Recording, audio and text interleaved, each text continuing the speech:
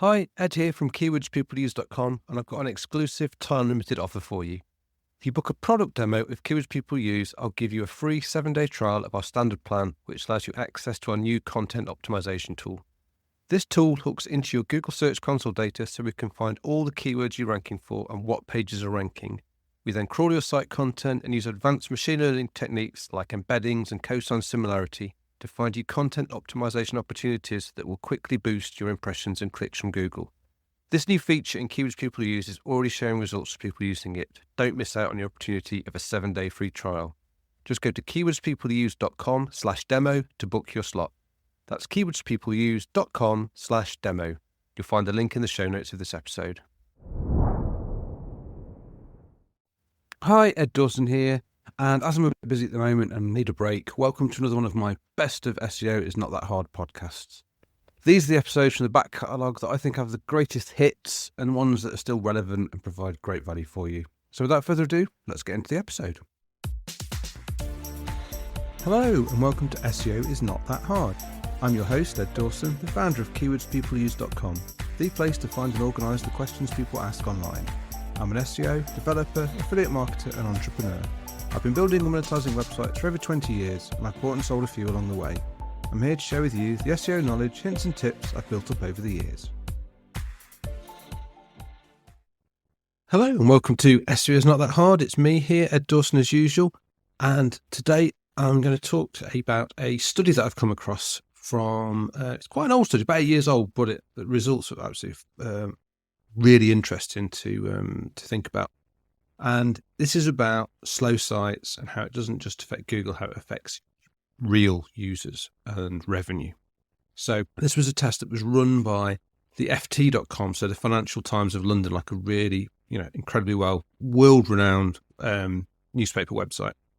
And what they did is, and it's incredibly brave of them if you ask me, they did a number of tests. But the first test they did was they took their website and they split all their users coming in into two separate groups. A control group, which saw the website run as normal, load as normal, nothing different to how the website normally runs. The other half of people coming on, they put into a test group where they put a deliberate 5-second delay on the loading time of each page. And they created this delay by using a bit of CSS that literally just blocked the page from rendering until a timer had passed. So essentially these people would, any link they clicked on, they would click on the link and it would take an extra 5 seconds on top of how long the page would normally take to render before they saw a page. And predictably, the people in the 5-second group, they saw some very, very significant drops in engagements from this group compared to the control group. So, and they run that for a month, 28 days. So, that's very, very brave of them to sort of almost deliberately cripple their site and cripple how users can interact with their site. But they did it to see whether it actually had an effect. I suspect there might have been conversations they were having inside their company about whether they should spend time on optimizing their site for speed or not. Anyway, it showed such a significant drop on this 5-second delay that they then decided to do another test for another month. And in this second test, they split all their users into 4 groups. So there was one group, which is the control group, which saw the website as normal, how it would normally load. And then they had a group which would have a 1-second delay put on the page, a group with a 2-second delay, and then a group with a 3-second delay. So that's no delay, 1-second delay, 2-second delay, and 3-second delay. Now, the key metric here that FT were looking at was how many articles a user would read during each session. So they were looking at session depth because they're a content publisher and what they need is people to read more articles. The more articles people read, the more revenue that FT will make from advertising, and also obviously people are more likely to stay on subscriptions if they keep reading and read more articles. So the session depth was their key thing. Now the findings they had were that for short session depths, those were only people reading 1 or 2 pages, that the delay didn't seem to have a great deal of effect in the initial instance.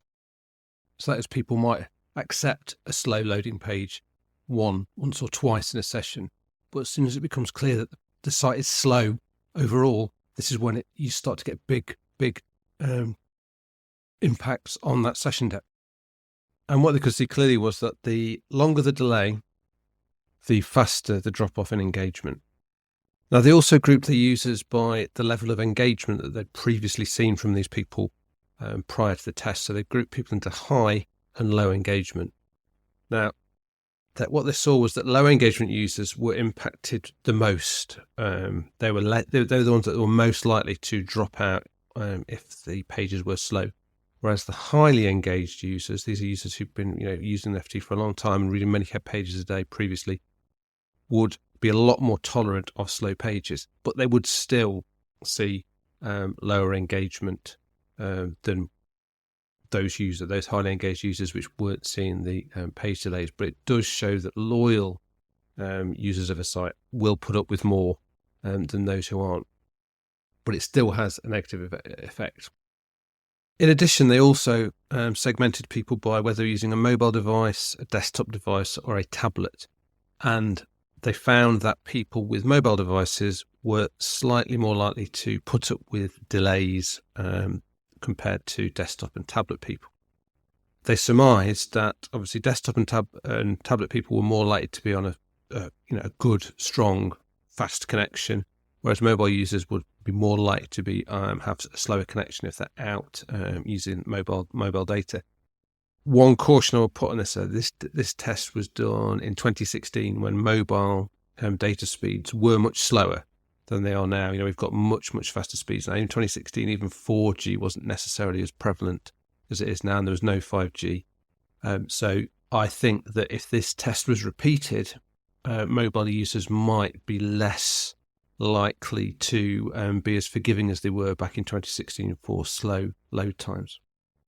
Now, FT.com, they said, they surmised that this slowing of the site would cause hundreds of thousands of pounds worth of lost revenue in the short term, and over the longer term, millions of pounds worth of lost revenue if they didn't take the speed of the site seriously because of the impact on engagement that it has. Their summary of it, showed, and I agree with them here.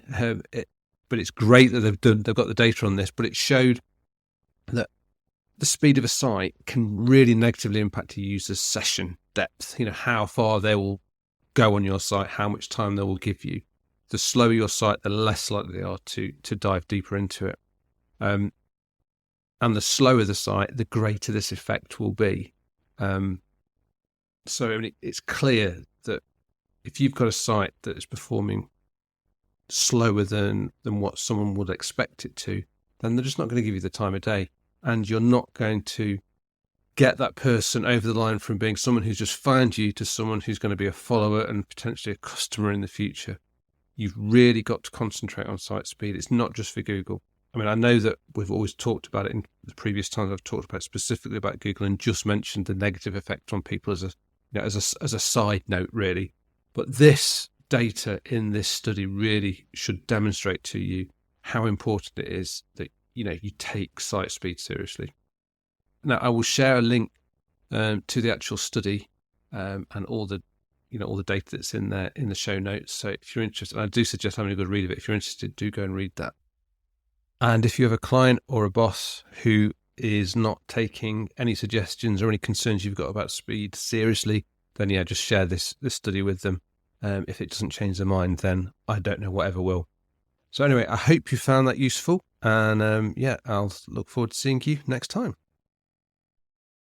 Before I go, I just wanted to let you know that if you'd like a personal demo of our tools at Keywords People Use, that you can book a free, no obligation, one-on-one video call with me, where I show you how we can help you level up your content by finding and answering the questions your audience actually have. You can also ask me any SEO questions you have. You just need to go to keywordspeopleuse.com/demo, where you can pick a time and date that suits you for us to catch up. Once again, that's keywordspeopleuse.com/demo, and you can also find that link in the show notes of today's episode. Hope to chat with you soon. Thanks for being a listener. I really appreciate it. Please subscribe and share. It really helps. SEO is not that hard. It's brought to you by keywordspeopleuse.com, the place to find and organise the questions people ask online. See why thousands of people use us every day. Try it today for free at keywordspeopleuse.com. To get an instant hit of more SEO tips, then find the link to download a free copy of my 101 quick SEO tips in the show notes of today's episode. If you want to get in touch, have any questions, I'd love to hear from you. I'm at Channel 5 on Twitter. You can email me at podcast@keywordspeopleuse.com. Bye for now, and see you in the next episode of SEO is Not That Hard.